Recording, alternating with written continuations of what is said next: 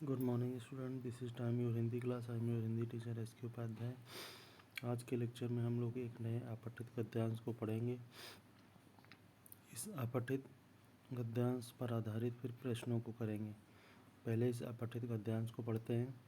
एक बार स्वामी विवेकानंद का एक शिष्य उनके पास आया और उसने कहा, स्वामी जी, मैं आपकी तरह भारत की संस्कृति, दर्शन और रीति रिवाजों का प्रचार प्रसार करने के लिए अमेरिका जाना चाहता हूँ।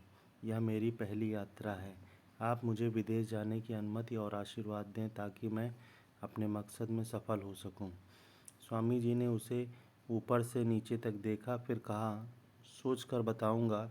शिष्य हैरत में पड़ गया। उसने विवेकानंद से इस उत्तर की कल्पना भी नहीं की थी। उसने फिर कहा, स्वामी जी, मैं आपकी तरह सादगी से अपने देश की संस्कृति का प्रचार करूंगा। मेरा ध्यान और किसी चीज़ में नहीं जाएगा। विवेकानंद ने फिर कहा, सोच कर बताऊंगा। शिष्य ने समझ लिया कि स्वामी जी उसे विदेश नहीं भेजना चाहते, इसलिए ऐसा कह रहे हैं। वह उनके पास ही रुक गया। 2 दिन के बाद स्वामी जी ने उसे बुलाया और कहा, तुम अमेरिका जाना चाहते हो तो जाओ, मेरा आशीर्वाद तुम्हारे साथ है। शिष्य ने सोचा कि स्वामी जी ने इतनी छोटी सी बात सोचने के लिए 2 दिन क्यों लगाए।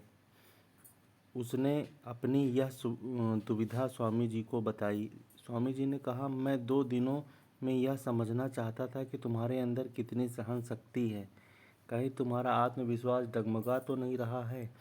लेकिन तुम 2 दिन तक यहाँ रहकर निर्विकार भाव से मेरे आदेश की प्रतीक्षा करते रहे। ना क्रोध किया, ना जल्दबाजी की और ना ही धैर्य खोया। जिसमें इतनी सहन शक्ति और गुरु के प्रति प्रेम भाव होगा, वह शिष्य कभी भटकेगा नहीं। मेरे अधूरे काम को वही आगे बढ़ा सकता है। किसी दूसरे देश के नागरिक के मन में अपने देश की संस्कृति को अंदर तक पहुंचाने के लिए ज्ञान के साथ साथ धैर्य, विवेक, संयम की आवश्यकता होती है। मैं इसी बात की परीक्षा ले रहा था।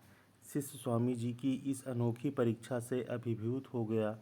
पहला प्रश्न है, स्वामी जी के शिष्य का अमेरिका जाने का क्या उद्देश्य था? दूसरा है, स्वामी जी ने शिष्य को अमेरिका जाने की अनुमति क्यों नहीं दी? तीसरा है, विवेकानंद द्वारा उत्तर न दिए जाने पर शिष्य की क्या प्रतिक्रिया थी? चौथा है, स्वामी जी के अनुसार कैसा शिष्य कभी नहीं भटकता? पांचवा है, गद्यांश हमें क्या सीख देता है?